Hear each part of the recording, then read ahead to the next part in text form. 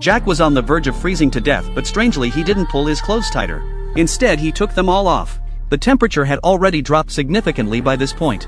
There he was curled up in the snow with the biting wind hitting his body. This was the second day Jack had been stranded on the mountain. Not only did he have no food or water, but to make matters worse he had fallen into a lake. By the time he climbed out his clothes were soaked. In order to survive, Jack had no choice but to take them off and try to dry them. His anger exploded at that moment and he screamed up at the sky. Just then he spotted something in the distance, a house at the top of the mountain. For a moment Jack felt a glimmer of hope.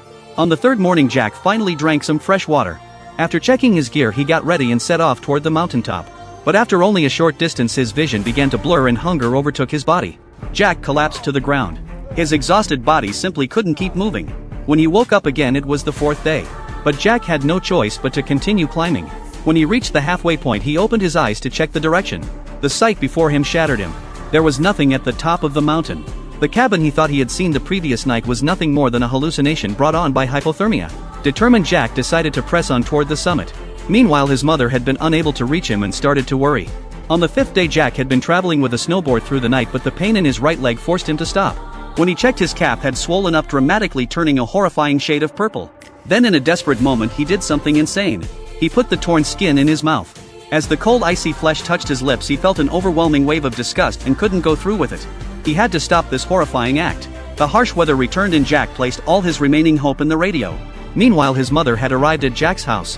She found the dishes in the kitchen covered in mold and she realized something was wrong. She immediately contacted the forest rescue team and explained the situation. The rescue team quickly dispatched a helicopter. However, due to his leg injury Jack was moving incredibly slowly. When he reached the halfway point he suddenly heard the sound of a helicopter overhead. Jack looked up and saw the chopper flying past. He yelled for help, but unfortunately he was deep in a dense forest which completely blocked the rescue team's view. As the helicopter began to fly away Jack found a surge of strength. He waved his snowboard and pushed himself forward, moving faster. But by the time he emerged from the forest the helicopter had already passed. Exhausted he collapsed in the snow, his energy completely drained. Jack could only wait for death to come. He pulled out the radio, but a miracle didn't happen. There was still no signal. He pressed the recording button to say his final goodbye, then closed his eyes. What he didn't know was that just as the radio turned off the screen finally showed a signal, and the signal was picked up by radar. The helicopter arrived at Jack's location. In the end Jack was rescued.